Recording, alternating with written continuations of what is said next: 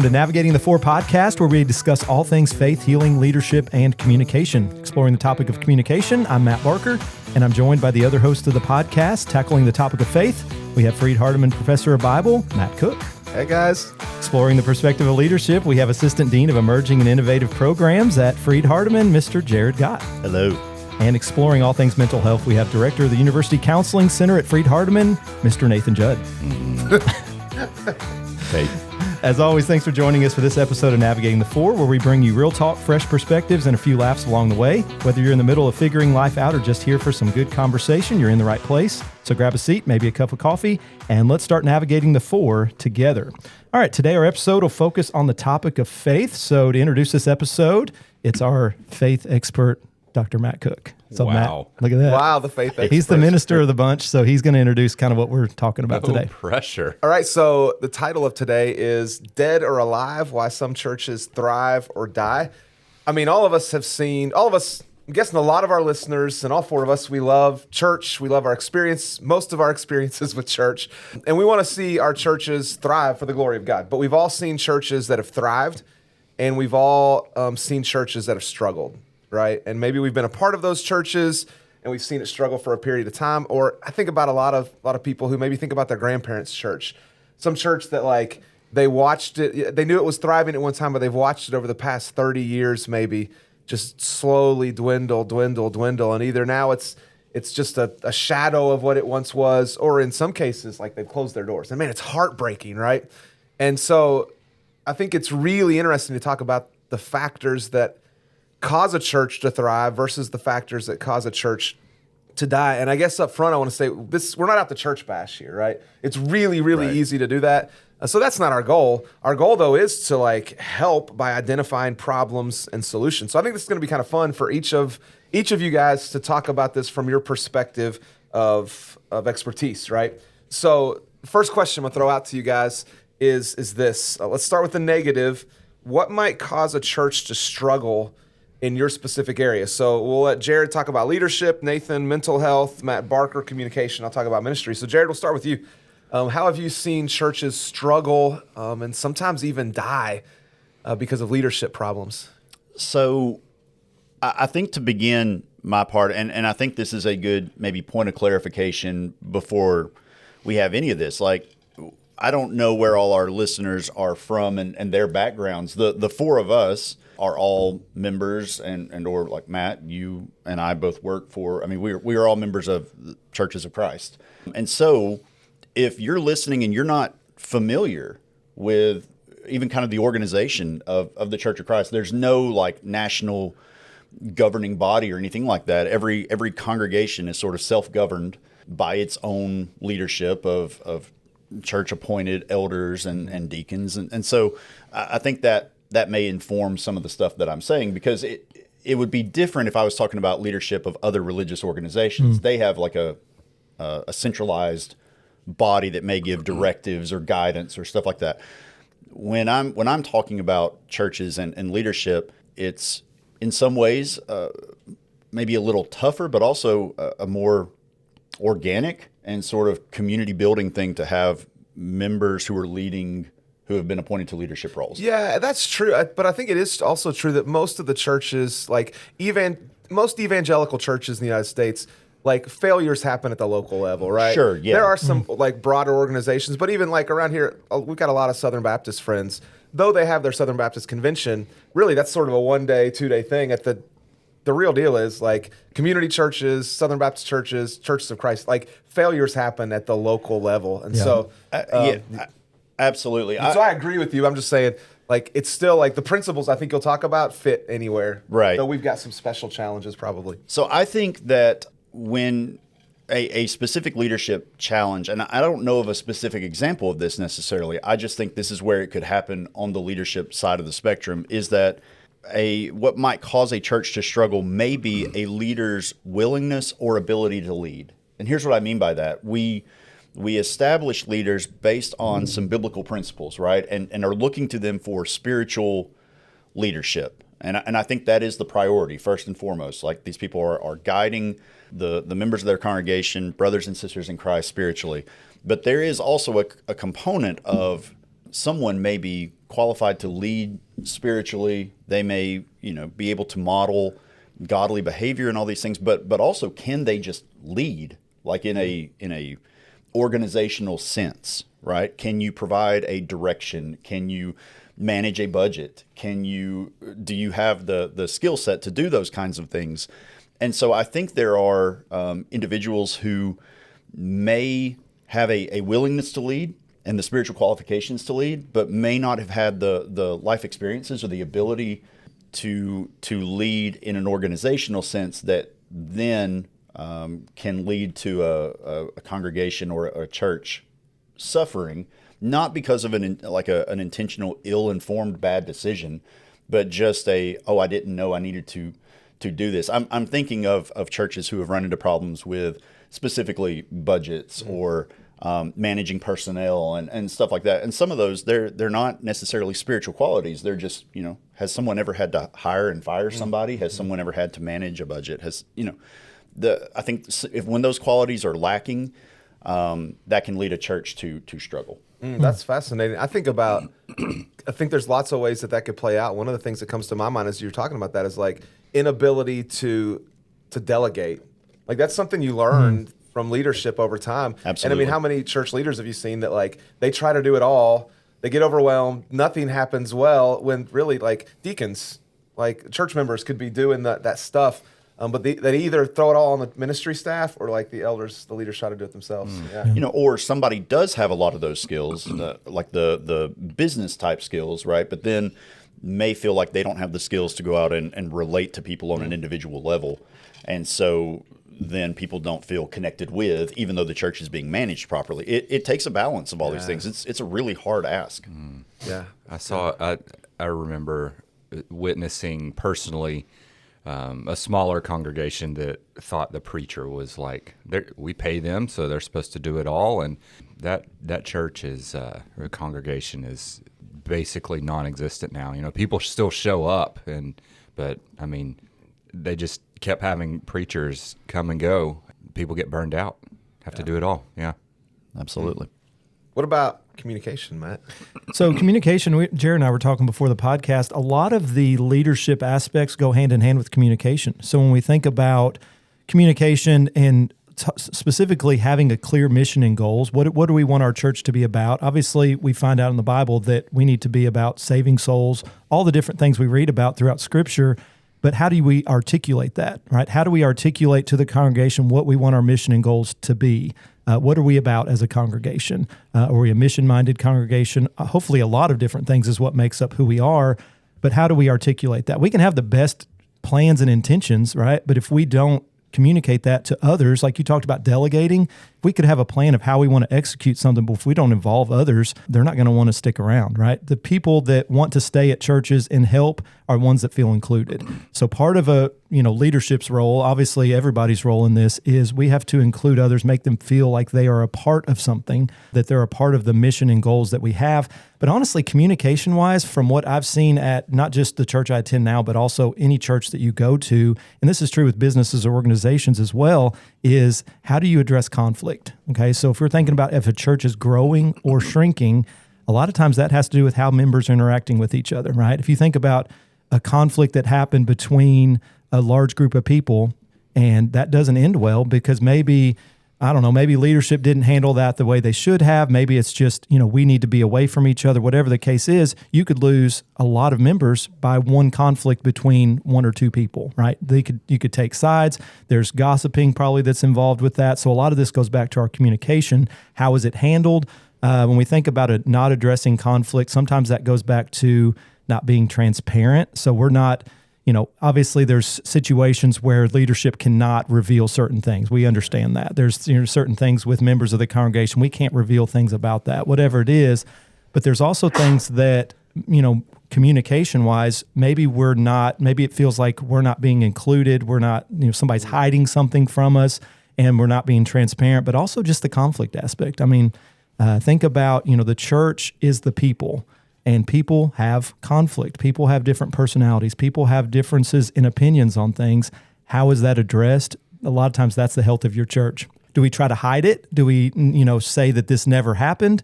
or do we address the conflict and try to help people grow from that? So I think conflict is a big one, not just in churches, businesses, schools. How do we address that conflict is a big one, I think, for communication-wise, how that's handled.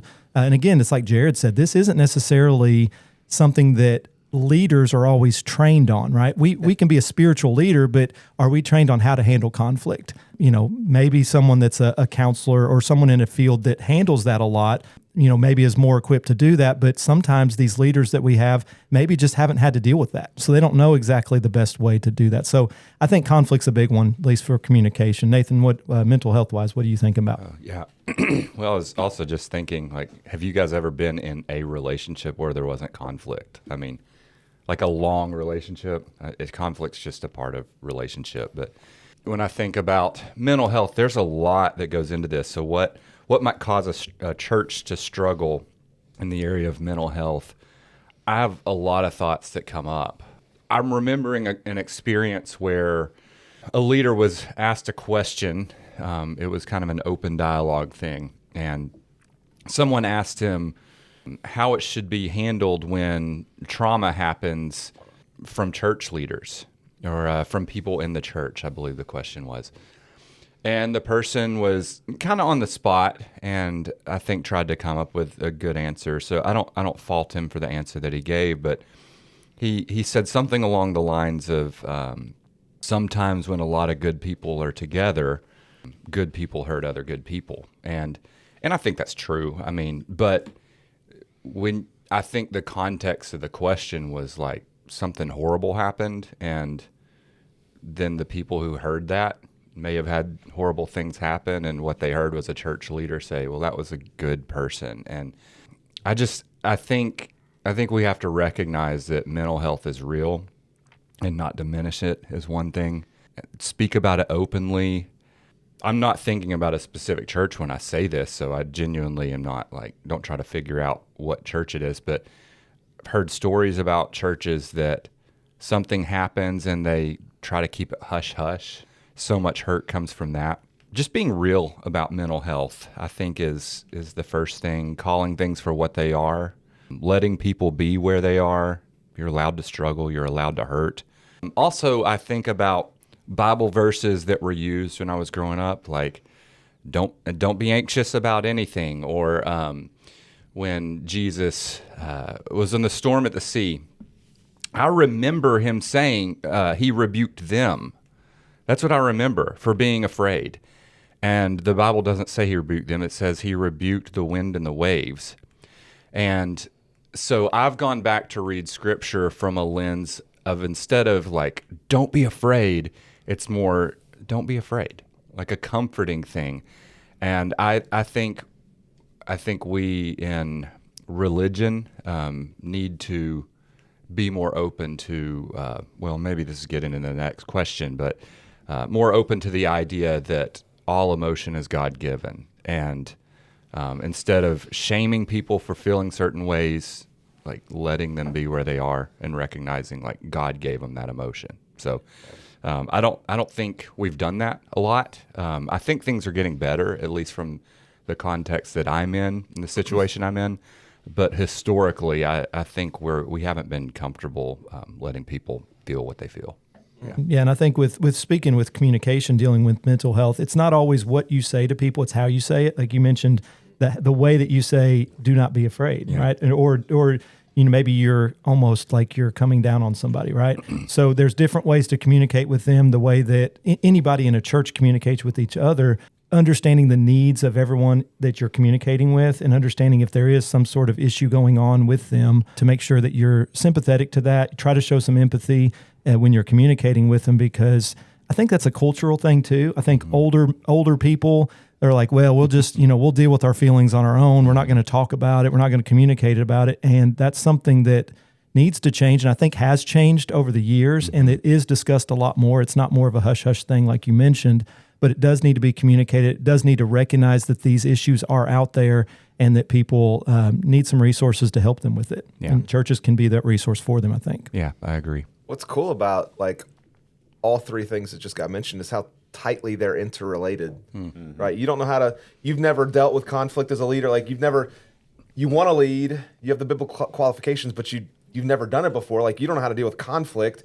And then how often does a church conflict?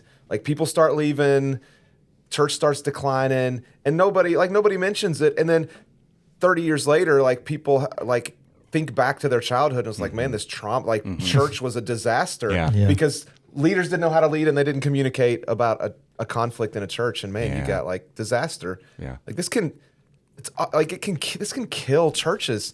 And I guess I try to say this to churches, like, sounds kind of cliche preacher thing to say. Like, the Church of Jesus Christ will never die, but local congregations will, like, if they're not led well. And that's really sad. So here's, from a ministry perspective, I would say the thing that I see that causes churches to struggle, kind of different. It's not as tightly related to what you guys said, is when churches refuse to, the big fancy word is contextualize, which means to adapt to the culture. We've all, and it's kind of funny, sad but funny, we've all walked into churches where, like, you walk in and from the moment you walk in the door, maybe from the moment you pull in the parking lot, it feels like you've gone back in time 40 years. And then you walk into the lobby and you look around and, like, the lobby looks like it's from 40, 50 years ago. And then you walk in to the auditorium where people are talking, and, like, the worship service, the way people are dressed, just the words they use and the formalism, sometimes it feels like this is 40 years ago. And obviously our culture has changed. And so I think when we don't adapt to culture in the way that our church buildings look, in the way that we do church and interact with people, and then even connected to that, when we don't adapt to our neighborhoods, like, when a neighborhood has changed and that church does not look like its neighborhood, then I can pretty much guarantee that that church is probably on the decline. At the same time, I was just with a church last week where changing neighborhood in Nashville. Church has been there a long time. The demographic that was there when this church thrived 50, 60 years ago is no longer in that neighborhood for the most part. But the church adapted and has a thriving Hispanic ministry. And, like, it was a youth sort of thing. And, like, it seemed like the entire youth group was Hispanic. And so that church is thriving because what have they done? They've said, okay, we're going to minister to the people who live in our neighborhood. And boy, it was like you could just feel the vibe of excitement, and you could tell that church was thriving because they adapted to what was going on around them. I think that does tie. Like, that's kind of what I was trying to allude to with, do you have a direction of how you want to execute sort of the mission of the church? Is, okay, what's going on around us, and how can we capitalize on that? How can we be most effective in evangelism and serving others, given what's going on around us?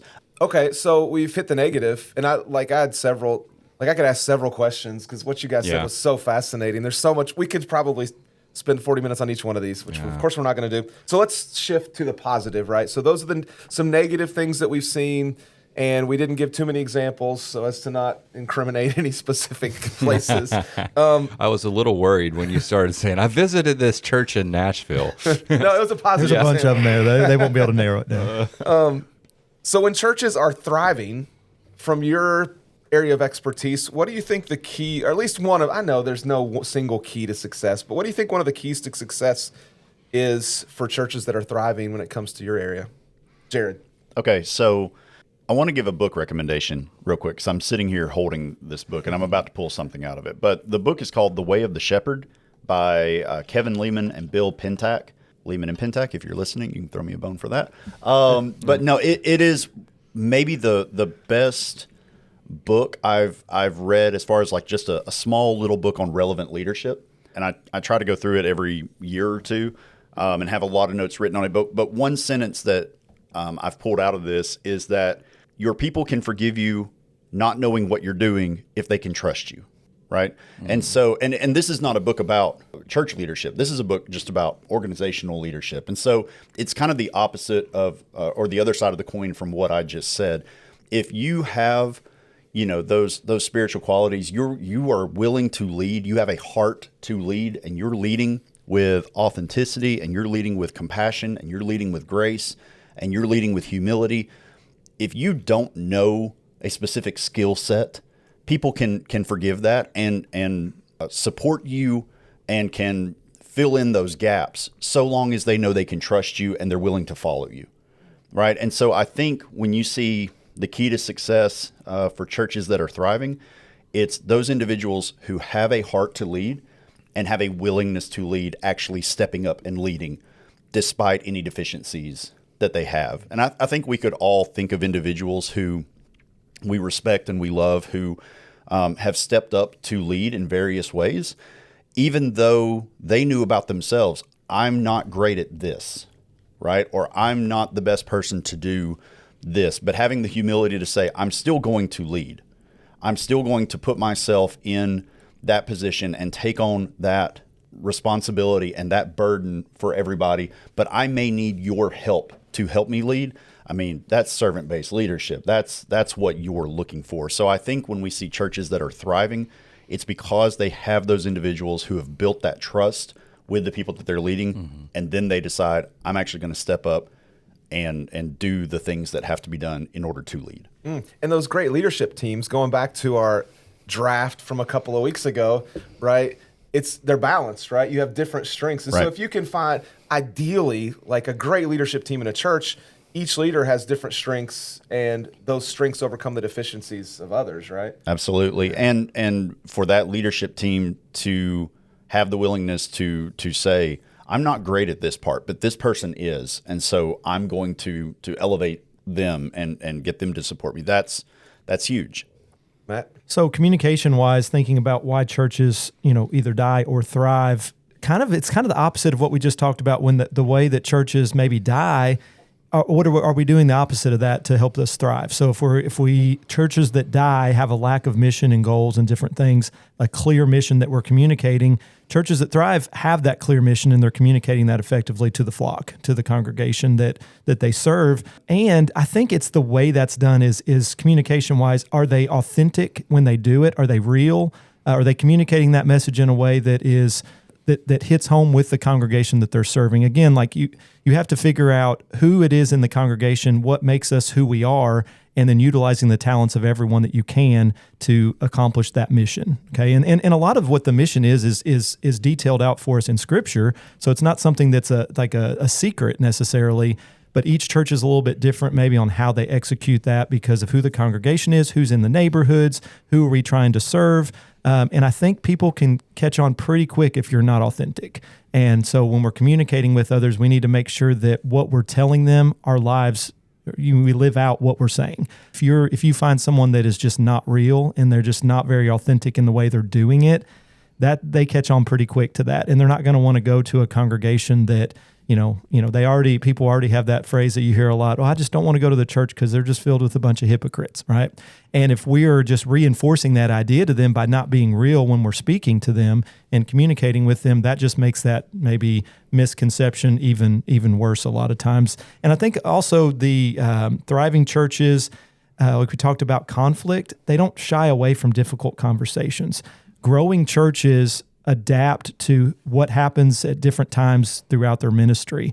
There's going to be, I can think of examples in different churches I've been to where growth causes sometimes some issues with, you have these members of the congregation that have maybe particular needs that they have, or maybe some challenges that are going along with these members that we have coming into the congregations. How does the congregations adapt to that? Having some of those difficult conversations, vocalizing that, communicating to those individuals and to the congregation, how are we going to serve these people that are coming in? Growing churches adapt to those that they're serving.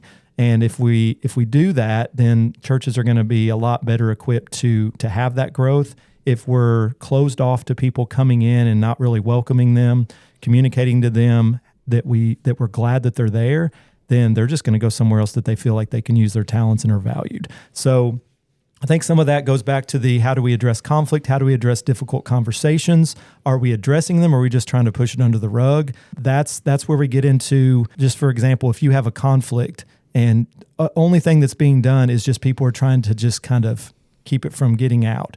You don't really feel like anything is being done. You don't feel valued. You don't feel like anybody really cares about the way you feel about something. You're more likely to not want to be around people that do that. You want them to be able to address it in a way that is biblical, in a way that is good for both parties. So a lot of that goes back to dying churches don't handle conflict well. They don't understand their mission and goals. Thriving churches do understand that mission. They understand what goals they have. It's communicated effectively to the congregation, and they address conflict, have those difficult conversations in a way that benefits everyone as best they can, I think. So what about, just a question for you, Matt? Yeah. So I think about authenticity. And you mentioned, making guests feel welcome. Every church says something like this: "We're so glad that you're here. Welcome to our guests," or "Welcome to our visitors." Guests is probably a better word to use.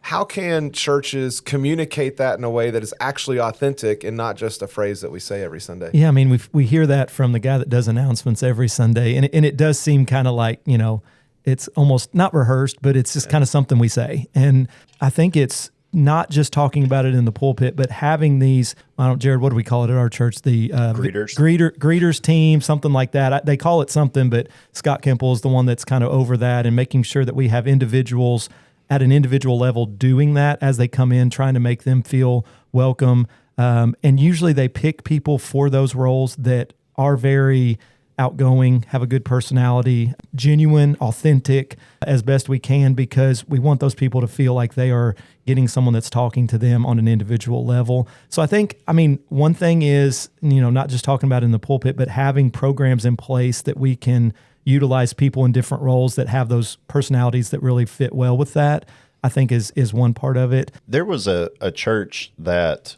we stopped while we were traveling, just, trying to find a place to worship.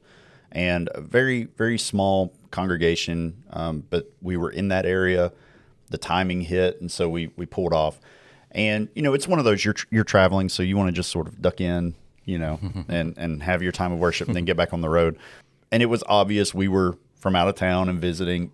But it wasn't just that they came up and greeted us, we're so glad to have you here. They had, like, I guess a care package is the best way to describe it, which is fine. Sometimes people will give you like literature on their church and stuff like that. This was a homemade loaf of sourdough bread and a little jar of like homemade preserves that somebody had made. And so they were like, "Look, we just want you to have this. We do a good job with our bread, and we think you'd enjoy it," or whatever. And it was, okay, this is perishable stuff. So somebody has to be constantly making this and putting the thought into it and having it ready to go. It was all, tied up and presentable. And so it's just a very tangible way to see that they were intentional about like welcoming people and giving them something and having to constantly, I guess, renew that bread or have fresh bread there. Someone is paying special attention to, I want this here in case somebody comes in. Again, off the interstate, like not just right off an exit. It was a little bit of a drive to get there. So it's not that they would necessarily be expecting a lot of traffic, but they were just so thoughtful about how do we welcome visitors that it stuck with me. And that's got to be 10 or 15 years ago at this point. Yeah, I feel like everybody wants to know where this congregation is to go there and get some sourdough bread. Did they give it to the everyday attendees, or? They didn't seem to. They weren't just like passing it out. It was. I'm sure I'm just they saying did. I want to go there. But that makes the communication aspect easier. If you have something you're giving them, that makes it less awkward because there's something you're giving them. I'm giving somebody food. That makes everything a little bit less awkward. So from a communication standpoint, that would work well. And it was delicious. Excellent. All right, Nathan. So what about mental health? Matt, I like what you said with the word authentic, because my thoughts around this are very much maybe summarized by the word authentic. But I'm just thinking about where I attend now. Last night, I heard a lesson that was on the prodigal son. The person who spoke actually referenced Tim Keller, by the way, if you're familiar with him. He has a book called The Prodigal God. And that was interesting, and I actually checked him. The word prodigal means spending money or resources freely and recklessly, wastefully extravagant. And so he referenced God as being prodigal, which I thought was a really cool take. But in the context of that story, we hear about the son that left and went and wasted everything that his father gave to him. And there's a wonderful lesson in that. But when Jesus told the story, the context, he was not speaking to those people. He was speaking to the religious, and those people would have identified as the brother. And correct me if I'm wrong, but we actually don't hear how the brother responded in the story. And so we're kind of left hanging. But I bring that up to say, I think, and I've grown up in the Church of Christ my whole life, And kind of the whole thing with the Church of Christ, the mentality is we're going to go back to New Testament church and follow what the New Testament does. And so speak where the Bible speaks, remain silent where it's silent is what I've heard my whole life. And I'm not dogging that logic or anything, but I think what can happen and what has happened a lot of times is we can make rules our God. And I think we show up to church and we say, how you doing? I'm doing fine. And I'm going to pray for this person. And it just, the words coming up for me, it just feels fake. So I'll say it. And I think we in church need to be more authentic. Where I attend now, somebody had it on his heart to actually start a 12-step meeting during class time. So it was one of the classes, and I don't know if you all are familiar with 12-step meetings, but they work through what's called the 12 steps, and it's typically for addictions, but it gets into all kinds of other things, codependency and things. And so the first step is, like, we admitted we were powerless over our addictions and compulsive behaviors, that our lives had become unmanageable. Step one to acknowledging that I have a problem is to say, I've got a problem. Like, I'm not going to show up and say, hey, I'm pretty good. The leader of that group, he had addictions in his history, and he said he knew he was dying when he was in the heart of his addictions. He said, I feel very sad for the people sitting in church who don't know they're dying, because they are. I just think we show up a lot of times and we're not real with each other. And I think we just need to be more authentic, because the more people were vulnerable, the more others felt vulnerable to share too. And then you realize, like, oh, wow, like all of us have got our stuff. And I just think that's what we need in church, more authenticity. So from a ministry perspective, wow, there's so much here. There's so much I want to say and add. Like, I want to make a list here. And like, coming off of that, you mentioned the prodigal, and our tendency, like, you even checked it. Like, you went and looked up the definition of prodigal because it like caught your attention. You're like, I don't know about that. And I think sometimes in our churches, we get so, and one of the things, maybe this goes back to the previous one, what prevents growth, when we're so obsessed with getting it right and the rules that we're constantly in watchdog mode, boy, it prevents growth. And so what happens is you got people who are like, wait a second, you called God prodigal God. And like, when you got a church full of people who jump on that and are like, you can't say that God is not reckless. Like the song Reckless Love, right? Yes. Love that song. Yeah, Right? that There's some exact folks who conversation. yeah, we've had these conversations before. And like, when we're constantly in watchdog mode and don't allow for some creativity. Now, here's the deal. If I refer to God as reckless or prodigal every Sunday, that's not healthy. But to say, is there a sense in which the love of God is recklessly extravagant? Yes. I just probably don't want to use that. Like, if that's how I describe God's love every single Sunday, then yeah, maybe that's out of balance or whatever. But I think when we're constantly in watchdog mode, like stuffing creativity, like always kind of blocking creativity, then I think it's going to prevent growth. So here's my answer to the question. Like, from a positive perspective, I would say a focus on discipleship or spiritual formation. In other words, doing church, when we do church, we're not just doing church to do church, but we're doing church with intentionality that says, how can we help our members become more like Jesus? I think churches that struggle and die are just, and they have good hearts, right? We're not church bashing here, but they're just going through the motions of doing church. Like, okay, as long as everybody shows up, however many times a week we have church, that's sufficient, right? And the preacher can kind of be disorganized about what he preaches on, and it's random stuff every single week or whatever the preacher feels like preaching on.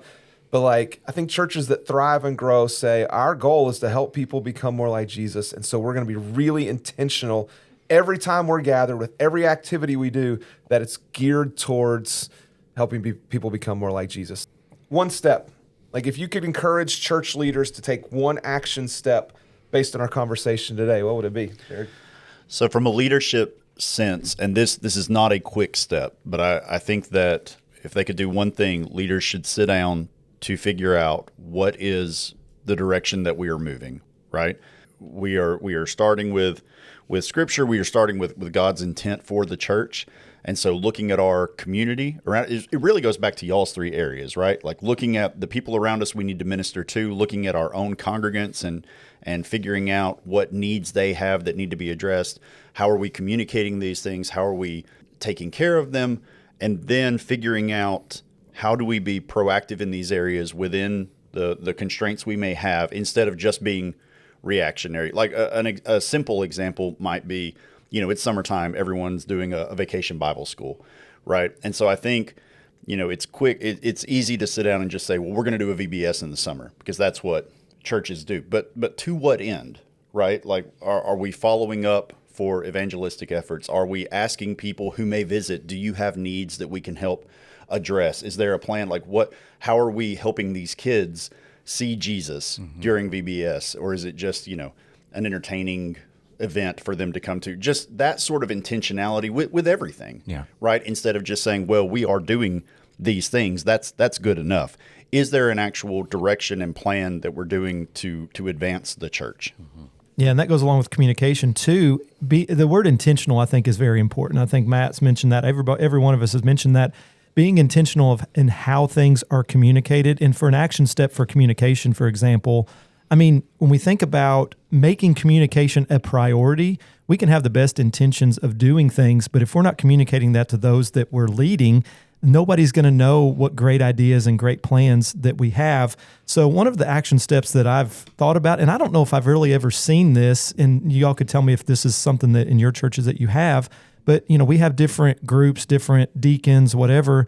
I don't really know of any that's just like, we have some that are like marketing and things like that, but a communication group that is knowledgeable in certain things, communication, how to get information out there to the parties that are involved with different demographics that are included in that group. So if older people get their information one way, having an older member in that group to disseminate that information to the older members of the congregation, younger demographics might get their information by social media. So someone that's knowledgeable in social media disseminating that information. So having a group, I don't know, you can call it a leadership group, whatever you want to call it, maybe a deacon that's over a certain group that's over just communication, right? How do we include what our mission and goals are? How are we going to execute this plan in this way? But having different individuals in that group that can make sure everyone in the congregation is getting that information. I think that's a great, I think that would be beneficial to any congregation, just because we can have the best intentions of what we want to do, but if we're not executing that and communicating that to everyone in the congregation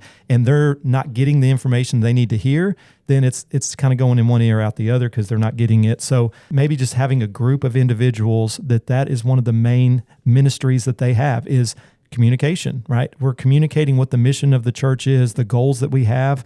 Let's execute that the best we can by communicating that to everybody in the congregation the best way that we can. I think that's one that I thought of that maybe hasn't been done, that maybe could easily be implemented in a lot of churches. That's a great idea. I love that. Yeah. As far as mental health, it's tricky because you're asking people to really open up and let's take these steps, and then that itself can become a check in the box to do these things, and they don't really meet the need. But if I were to say what is something that is actionable to start this process, I would encourage the leaders of congregations to start openly telling their stories and where God has shown up for them. I grew up in conservative church my whole life, and then I worked in a rehab for a while, and hearing people who came from horrible abuse and trauma and drug addiction, and then they have this moment where they connect with God, and they're like, wow, like what a story. The reality is we do all have that story. Like that guy told me, I feel sad for people who don't know they're dying.